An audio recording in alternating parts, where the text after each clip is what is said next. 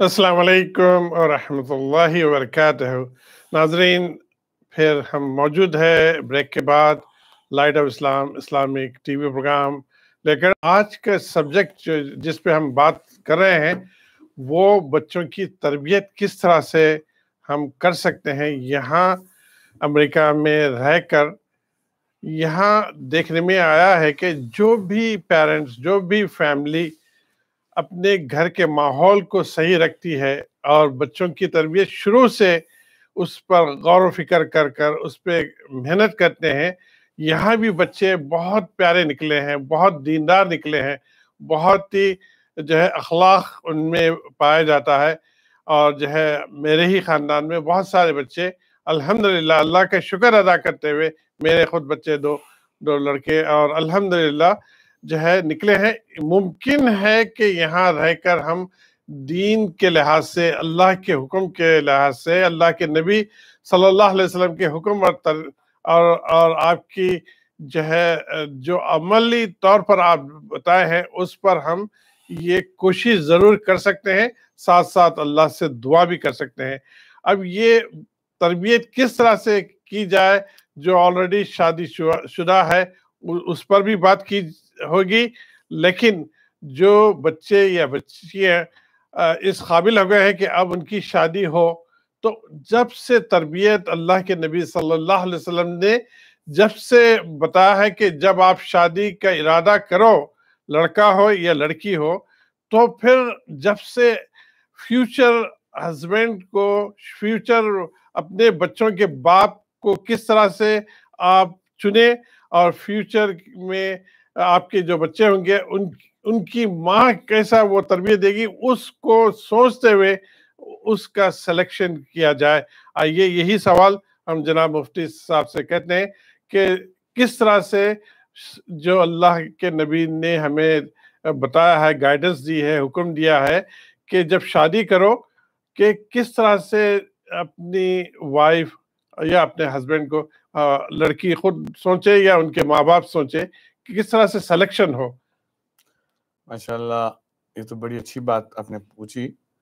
بھائی دیکھیے، آپ صلی اللہ علیہ وسلم نے صاف ارشاد فرمایا کہ لوگ شادی کرتے ہیں ایک خاندان کو دیکھ کر، اور کچھ لوگ شادی کرتے ہیں خوبصورتی کو دیکھ کر، جی، کچھ لوگ شادی کرتے ہیں مال کو دیکھ کر۔ جی، تو آپ صلی اللہ علیہ وسلم نے ارشاد فرمایا کہ شادی کرو دین کو دیکھ کر۔ دین کے ساتھ اگر مالداری ہے، خوبصورتی ہے، اچھا خاندان ہے، کوئی برائی نہیں ہے۔ دین نہیں ہے، مالداری ہے، خوبصورتی ہے، اچھا خاندان ہے، سب کوئی ویلیو نہیں ہے اس کی، کوئی پرائیورٹی دین ہے۔ ہاں، کوئی اس کی ویلیو نہیں ہے۔ تو اسی لیے سب سے پہلے پرائیورٹی دین ہونا چاہیے۔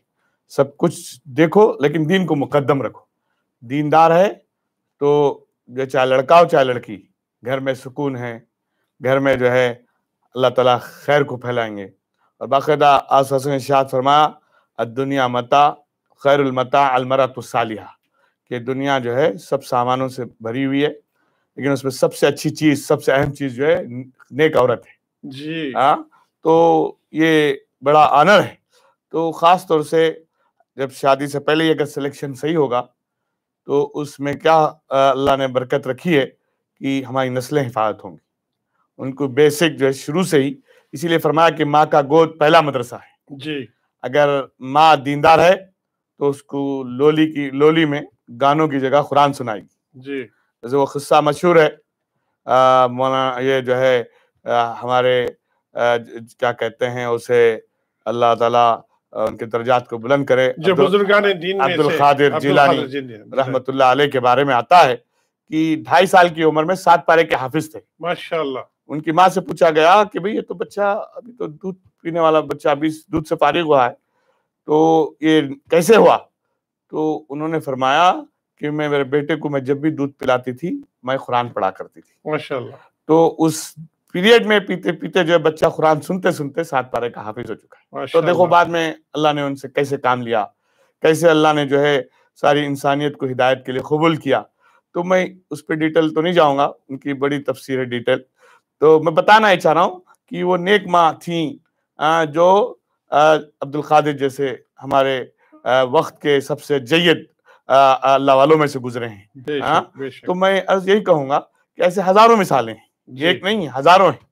تو ہم اگر جو ہے بیسک شروع سے ہی ہماری جو شروعات ہے شادی کی اس چیز پہ مقدم ہو کہ خوبصورتی ایک وقتی طور سے ہے, مال یہ بھی وقتی طور سے ہے, اور رشتہ داری بھی وہ بھی جو ہے وقتی طور سے ہے, لیکن دین ہر وقت کام آئے گا.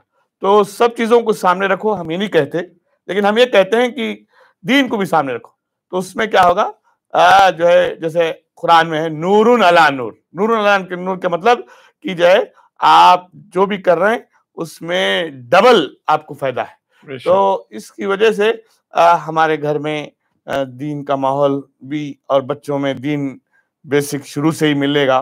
تو پھر ان کی سوچ, ان کے جو ہے عادتیں, ان کے جو ہے روزانہ کی جو ڈیلنگز ہیں اس میں روزانہ گریجولی اچھائیاں زندہ ہوں گی, اور اس سے ہماری نسلوں کی حفاظت ہوگی, خاندان کی حفاظت ہوگی, اور ہمارے اعلی اولاد کی حفاظت ہوگی.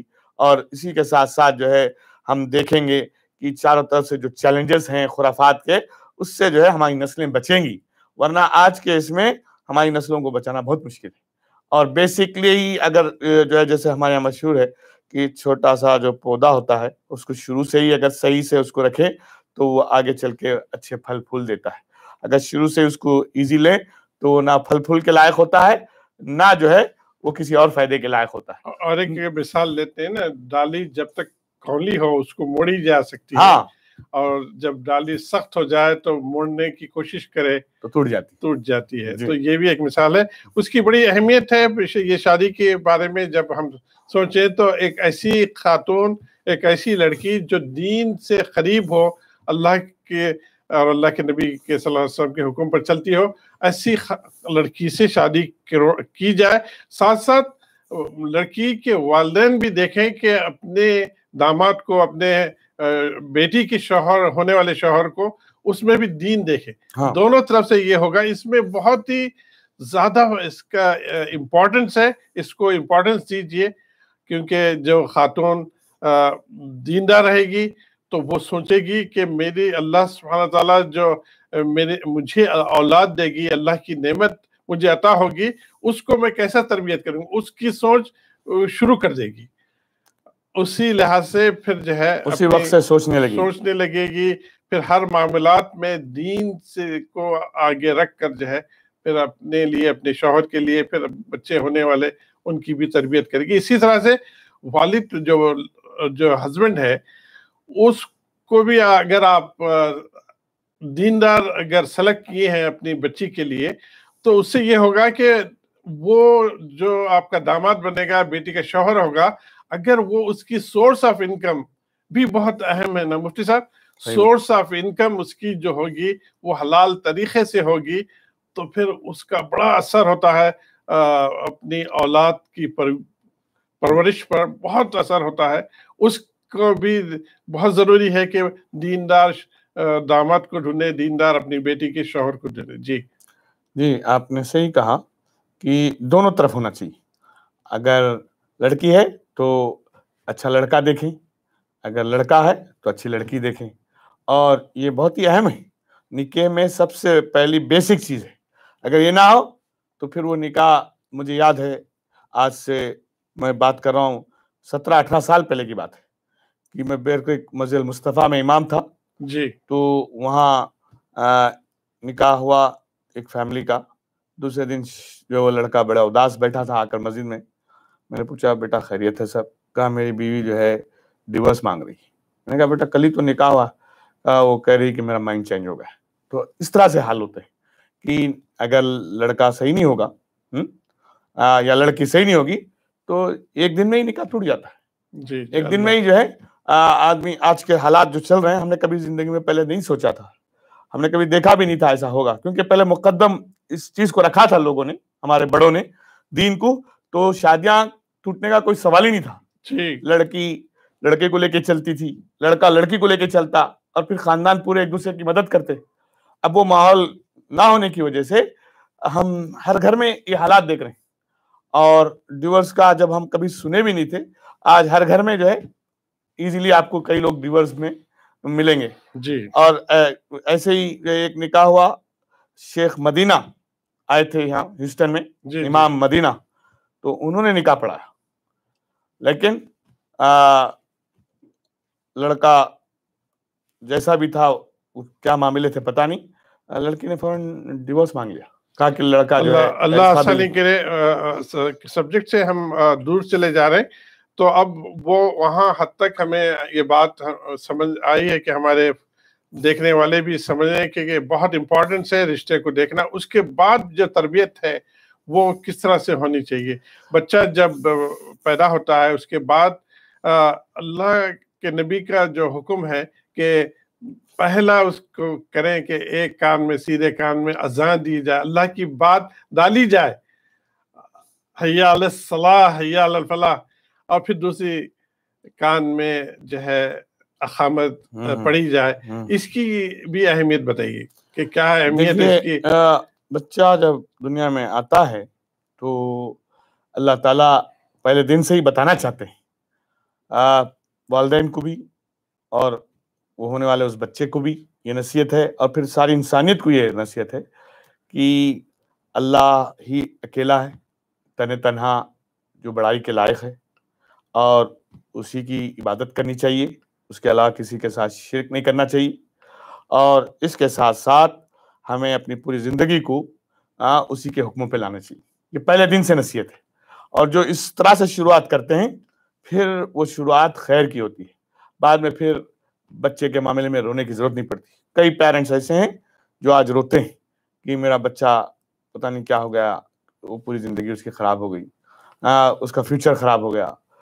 اگر ہم پہلے سے ہی اگر ہم کنٹرول کریں تو وہ نوبت نہیں آئی، اور بہت صحیح کہا آپ نے. بچوں کو سیدھا راستہ ملے گا. کالیں مجھے بھی آتی ہیں، ماں باپ جو ہے خون کے آنسو روتے ہیں جب بچے ٹین ایجر ہو جاتے ہیں، جب بگڑ جاتے ہیں تو ایسے مطلب ایسے اس میں کالے کرتے ہیں.